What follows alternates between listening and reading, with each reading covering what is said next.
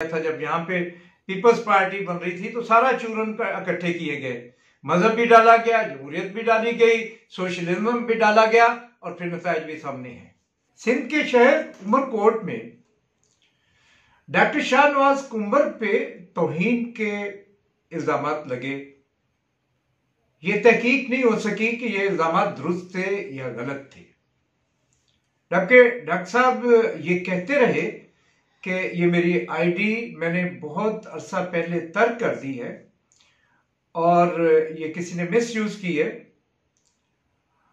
लेकिन वहां पे बलवे शुरू हो गए और वहां के जो शिद्दत पसंद मुल्ला थे उन्होंने फतवे जारी करने शुरू कर दिए। फिर डॉक्टर शाहनवाज कुंवर की फैमिली ने उसको पुलिस की तहवील में दे दिया। पुलिस ने उसकी जिंदगी बचाने की बजाय उसको एक जाली पुलिस मुकाबले में मार दिया।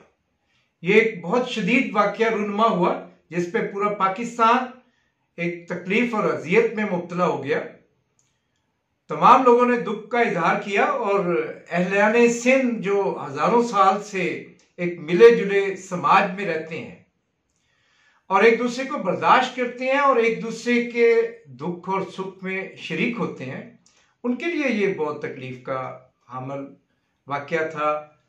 सच्चल सरमस्त की तालीमात को, शाह लतीफ भटाई की तालीमात को मानने वाले एक अजियत में मुब्तला हो गए कि ये किस किस्म की फिजा है। हालांकि ये पहला वाकया नहीं था।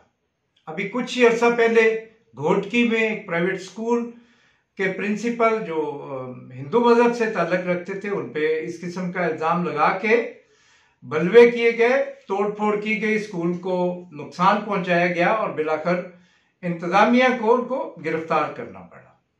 सिंधी के इलाकों में हिंदू नौमर बच्चियों को बहला फिसला के उनको जबरी तौर पे उनका मजहब तब्दील किया जाता है। ऐसे वाकयात होते हैं जिसपे ये हिंदू कम्युनिटी बहुत ज्यादा बेचैनी का इजहार करती है, अपनी तशवीश का इजहार करती है। और भी कई वाकयात सिंध के अंदर इस किस्म के होते रहे हैं, लेकिन इस वाकये ने लोगों को बहुत ज्यादा जगा दिया। लोग इस जुल्म के खिलाफ उठ खड़े हुए। सिंध असेंबली में भी इस पे बात हुई, लेकिन आम शहरियों ने, सियासी कारकुनान ने इस पे शदीद रद्द अमल का इजहार किया और अभी तक कर रहे हैं। वो उमरकोट गए, वहां जाके उन्होंने डॉक्टर साहब की कब्र पे इज्तिमा किया और वहां के शहर के चौक में बड़े जलसे किए। पूरे सिंध में इकट्ठ हो रहे हैं। इस दबाव की वजह से सिंध में जो इंतजामिया है उन्होंने मुतल्लिका पुलिस अफसरान के खिलाफ FIR भी काटी और उनमें से कुछ को या सबको गिरफ्तार भी किया। अब इस पे कुछ लोगों ने यह कहना शुरू कर दिया कि सिंध में तो सेकुलरिज्म आ गया। अब सेकुलरिज्म ऐसे नहीं आ सकता। वो पाकिस्तानी रियासत है जिसको एक खास वज़ाकता से बनाया गया है और इसके मकासद हैं। ये शिद्दत पसंदी कहीं इधर उधर से नहीं आई, इसको पूरी छतर छांव में परवान चढ़ाया गया। यहाँ पे आप रोज देखते हैं कि जुत्ते बाहर निकलते हैं, हाथ में डंडे लाठियां असला पकड़ा होता है और वो उनको कोई रोकने वाला नहीं, कोई रेड जोन नहीं नजर आता, कोई दफा 144 उन पे नहीं लगती। उन इयानत की जाती है, उनको पैसे भी दिए जाते हैं और फिर उनके गिरफ्तार अगर लोग हो जाएं तो उनको रिहा। ये सारा कुछ पाकिस्तान के ताकतवर लोगों की इयानत से ये हो रहा है। और अगर सेकुलरिज्म 76 साल के बाद हिंदुस्तान की रियासत में भी आज दम तोड़ रहा है कि वहां पे हिंदू इंतहा पसंद गालिब आ चुके हैं, इक़्तिदार में तीसरी टर्म भी उनकी है, तो हमें देखना ये पड़ेगा कि एक ऐसा माशरा कायम करना जिसमें सब लोग बगैर किसी तखसीस के मजहब, फिरके, कौम, नस्ल, जबान के इकट्ठे और खुशगवार जिंदगी गुजार सकें।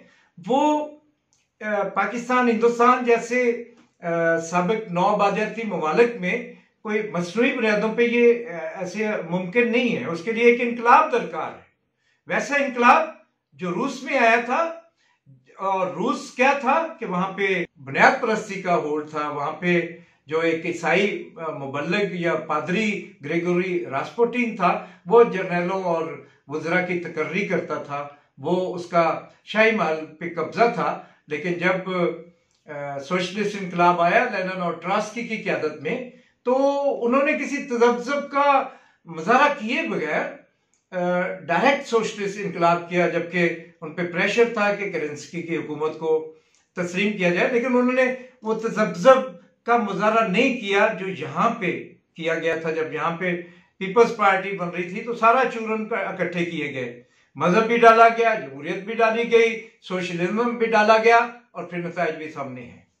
और फिर उसी बुनियादों पे आइन बना जिसमें एक मजहबी दिबाचा डाल दिया गया, और आइन के अंदर ऐसी शिक्कें रख दी गई जो जिद्दत के खिलाफ, जो आज की साइंस टेक्नोलॉजी और जितनी हासिलात हैं उनका रास्ता रोकने लिए कहीं ना कहीं वो सामने आ जाती हैं।